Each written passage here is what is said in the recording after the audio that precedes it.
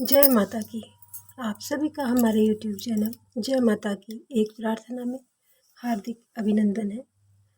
आज हम श्री विष्णु महापुराण कथा के जो कड़ी हमने शुरू की हुई है उस कड़ी के अंतर्गत विष्णु महापुराण कथा के छठे स्कंद के 5वें अध्याय को करेंगे। 5वें अध्याय में है आध्यात्मिक आदि त्रिविध तापों का वर्णन तथा भगवान के पारमार्थिक स्वरूप का वर्णन।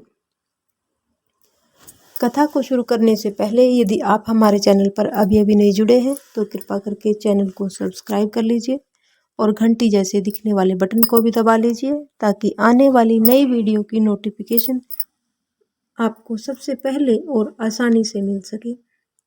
कथा को शुरू करने से पहले प्रभु का सुमरन करेंगे। श्रीमन नारायण नारायण नारायण भजमन नारायण नारायण नारायण श्रीमन नारायण नारायण नारायण। जय श्री विष्णु भगवान की। तो शुरू करते हैं आज का 5वां अध्याय। इसमें श्री पराशर जी बोले कि हे मैत्रेय, आध्यात्मिक, आदि दैविक और आदि भौतिक इन तीनों तापों को जानकर ज्ञान और वैराग्य उत्पन्न होने पर मुनिजन आत्यंतिक प्रलय प्राप्त करते हैं। आध्यात्मिक ताप दो प्रकार के होते हैं, शारीरिक और मानसिक। शारीरिक ताप के भेद के विषय में सुनो कि कौन कौन से शारीरिक ताप होते हैं। शारीरिक ताप के विषय है शिरोरोग, प्रतिशय, पीनस, ज्वर, शूल, भगंदर, गुल्म, अर्श यानी बवासीर, शोभ यानी सूजन, श्वास यानी दमा, छर्दी और नेत्र रोग, अतिसार तथा कुष्ठ आदि शारीरिक कष्ट भेद से दैहिक ताप के कितने ही भेद हैं। और अब मानसिक तापों के भेद सुनो। मानसिक ताप कौन कौन से हैं? काम, क्रोध, भय यानी डर, द्वेष, ईर्ष्या, लोभ, लालच, मोह, विषाद, शोक, अपमान और मार्तस्य आदि भेदों से युक्त ताप को आध्यात्मिक ताप कहा जाता है। मनुष्यों को जो दुख मृग, पक्षी, मनुष्य, पिशाच, सर्प, सांप, राक्षस और बिच्छू आदि से मिलता है उसे आदि भौतिक कहते हैं तथा शीत यानी सर्दी, गर्मी, हवा, वर्षा, जल और विद्युत आदि से प्राप्त दुख को आदि दैविक कहा जाता है। हे मैत्रेय, गर्भ, जन्म, जरा, अज्ञान, मृत्यु तथा नरक के उत्पन्न हुए दुख के भी हजारों तरह के भेद हैं। अत्यधिक मलपूर्ण गर्भाशय में गर्भ की झिल्ली से लिपटा हुआ यह शरीर, जिसकी पीठ और ग्रीवा की अस्थियां कुंडलाकार मुड़ी रहती हैं, माता के खाए हुए अति उष्ण, गर्म, कड़वे, खारे, खट्टे और चरपरे पदार्थों से जिसकी वेदना अत्यधिक बढ़ जाती है, जो मलमूत्र रूप में पड़ा हुआ समस्त अंगों से अत्यंत पीड़ित होने पर भी अपने अंगों को फैलाने या सिकोड़ने मोड़ने में भी समर्थ नहीं होता और चेतना युक्त होने पर भी श्वास यानी सांस नहीं ले पाता। अपने पूर्व जन्मों को स्मरण करके कर्मा में बंधा हुआ गर्भ में पीड़ा झेलता हुआ पड़ा रहता है। फिर उत्पन्न यानी जन्म होने के समय उसका मुख मल, मूत्र, रक्त और वीर्य आदि से लिपटा रहता है और उसके समस्त अस्थि बंधन गर्भ को संकुचित करने वाली वायु से पीड़ित होते हैं।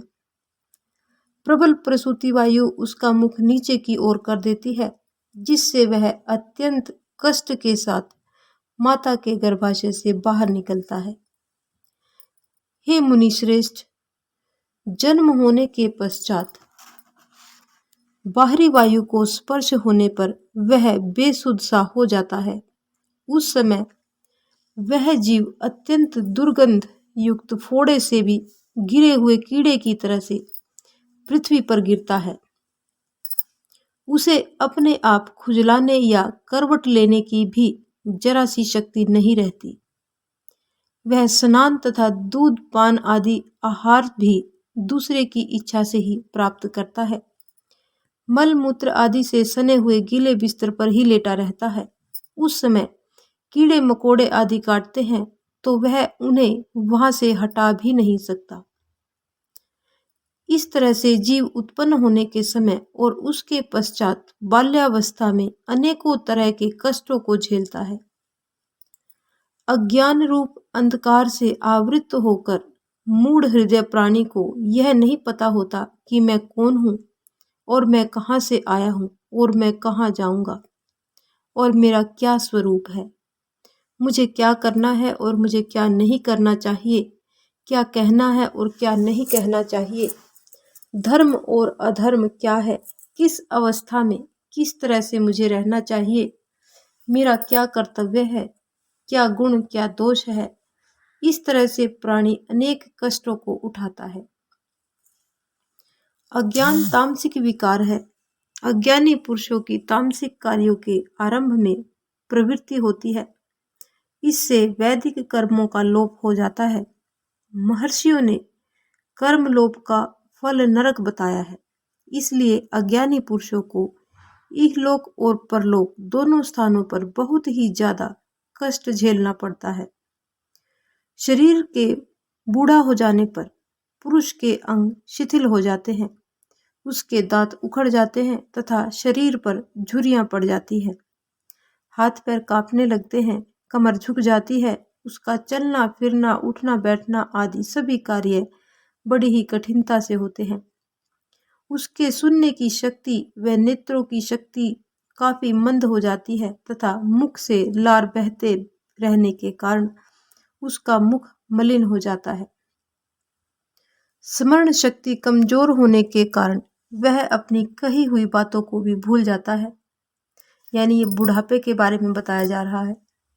उसे बोलने में भी अत्यंत कष्ट होता है तथा श्वास खांसी आदि के कारण वह ठीक ढंग से सो भी नहीं पाता। वह दूसरों की सहायता से ही उठ बैठ और चल फिर पाता है। वह अपने सेवक नौकर और पारिवारिक सदस्यों जैसे पुत्र स्त्री बहू आदि के लिए सदैव अनादर का पात्र बना रहता है। इस तरह से वृद्धावस्था में अनेकों दुखों को भोग कर उसे मरण काल में भी जो भयंकर कष्ट भोगने पड़ते हैं, अब तुम उन्हें भी सुनो। हाथ पैर शिथिल हो जाने से तथा शरीर कांपने लगता है, हाथ पैर शिथिल हो जाते हैं, उस समय वह अपने धन दौलत स्त्री पुरुष और ग्रह आदि के प्रति इन सब का क्या होगा, इस तरह से सोच विचार करके ममता से व्याकुल हो जाता है। उस समय यमराज के विकराल बाण के समान अत्यंत भयंकर रोगों से उसके प्राण बंधन कटने लगते हैं। उसकी आंखों के तारे ऊपर की ओर चढ़ जाते हैं। वह अत्यंत भयंकर पीड़ा यानी दर्द होने के कारण अपने हाथ पैर जोर जोर से पटकता है तथा ऊर्ध्वास से पीड़ित हो महान तप से व्याप्त होकर क्षुधा तृष्णा से अत्यंत व्याकुल हो जाता है। इस तरह की अवस्था में भी यम दूतों से पीड़ित होता हुआ वह बहुत ही कष्ट के साथ अपने इस शरीर को छोड़ता है और अत्यंत कष्ट से कर्मों का फल भोगने के लिए यातना देह को प्राप्त करता है।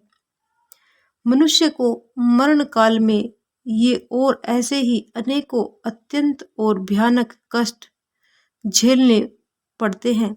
मनुष्यों को मरने के पश्चात नरक में जिन भयंकर यातनाओं को भोगना पड़ता है, अब तुम उनके बारे में भी सुनो। सबसे पहले यमदूत अपने पाशों में बांधकर दंड से प्रहार करते हैं। उसके पश्चात यमराज के दर्शन होते हैं।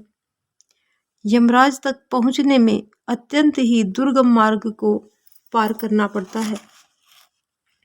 तपती हुई रेत शास्त्र आदि से अति भयंकर नरकों में जो यातनाएं मिलती हैं वह बहुत ही असहनीय होती हैं। गिद्धों के द्वारा नोचने, जमीन में गाड़े जाने, खोलते हुए तेल के कड़ाहे में पकाए जाने, हाथियों के पैरों के तले दबाए जाने, ऊपर से नीचे गिराना, कुल्हाड़ी से काटा जाना, शेर के मुंह में डाले जाने से नरकवासियों को अपने आप कर्मों की तरह से असंख्य भयंकर कष्टों का सामना करना पड़ता है। हे द्विज श्रेष्ठ, जो भी वस्तुएं मनुष्य को अत्यंत प्रिय हैं वे सभी उसके दुखों का कारण बनती हैं। स्त्री यानी पत्नी, पुत्र, मित्र, अर्थ यानी धन, घर और धन आदि से जितना दुख पुरुषों को होता है उतना ही सुख नहीं होता। इस तरह सांसारिक दुख रूप सूर्य के तप से जिनका मन तृप्त हो रहा है उन पुरुषों को मोक्ष रूपी वन की घनी छाया को छोड़कर और कहाँ सुख प्राप्त हो सकता है। मेरे मतानुसार गर्भ, जन्म और जरा आदि स्थानों पैदा होने वाले आध्यात्मिक त्रिविध समूह की एकमात्र सनातन औषधि भगवत प्राप्ति ही है। इसलिए मुनिजनों के लिए विद्वानों को भगवत प्राप्ति का ही प्रयास करना चाहिए। कर्म तथा ज्ञान ये दो ही उसकी प्राप्ति के कारण हैं। ज्ञान दो प्रकार के होते हैं, शास्त्रजन्य और विवेकजन्य। शब्द ब्रह्मा का ज्ञान शास्त्रजन्य और पर ब्रह्मा का बोध विवेकजन्य है। अज्ञान तो अत्यंत ही घोर अंधकार की तरह से है, उसको नष्ट करने के लिए शास्त्रजन्य ज्ञान दीपक के समान तथा विवेकजन्य ज्ञान सूर्य के समान है। इस विषय में मनु जी ने वेदार्थ का स्मरण करके जो कहा है, अब तुम उसे ध्यानपूर्वक सुनो। यानी अत्यंत घोर अंधकार अज्ञान को कहा गया है और उसको नष्ट करने के लिए हमें शास्त्रजन्य यानी अपनी शिक्षा के ऊपर ध्यान देना चाहिए, जो हमें एक दीपक के समान रोशनी दिखाता है। तो अब हम जानेंगे मनु जी ने वेदार्थ का स्मरण करके जो कुछ कहा है उसके बारे में। ब्रह्मा दो प्रकार के होते हैं, शब्द ब्रह्मा और पर ब्रह्मा। शब्द ब्रह्मा शास्त्रजन्य में निपुण हो जाने पर जिज्ञासु अपने विवेक ज्ञान से पर ब्रह्मा को प्राप्त कर लेता है। अथर्व वेद की श्रुति के अनुसार विद्या दो प्रकार की होती है, परा और अपरा। परा से अक्षर ब्रह्मा की प्राप्ति होती है और अपरा ऋग आदि वेद त्रय रूपा है, जो अत्यक्त, अजर, व्यापक, अरूप, सर्वगत, नित्य भूतों आदि का कारण, स्वयं कारणहीन और जिससे समस्त व्याप्य और व्यापक प्रकट हुआ है उसे मुनिजन ज्ञान नेत्रों से देखते हैं। वह परम धाम ही ब्रह्मा है, वही प्रभु श्री हरि विष्णु जी का वेद वचनों से प्रतिपादित अति ही सूक्ष्म परम पद है। परमात्मा का वह स्वरूप ही भगवत शब्द का वाच्य है और शब्द ही उस आद्य एवं अक्षय स्वरूप का प्रतीक है।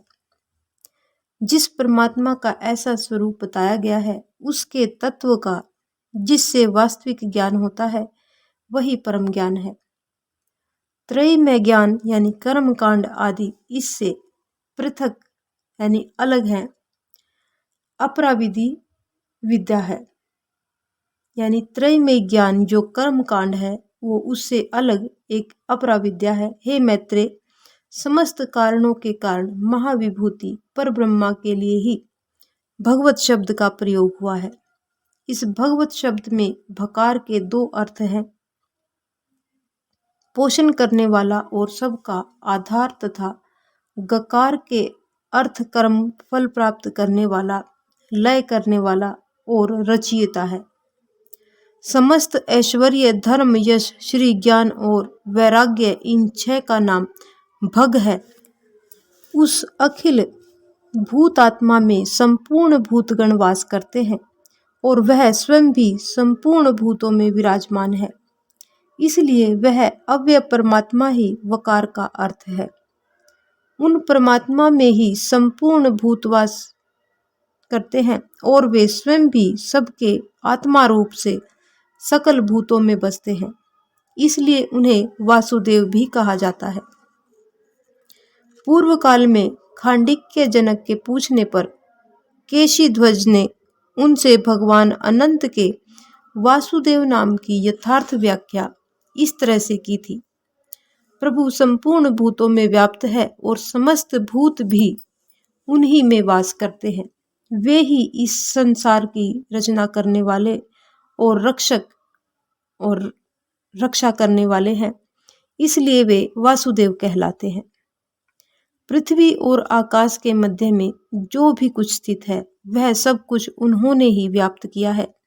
वे समस्त कल्याण गुणों के स्वरूप हैं।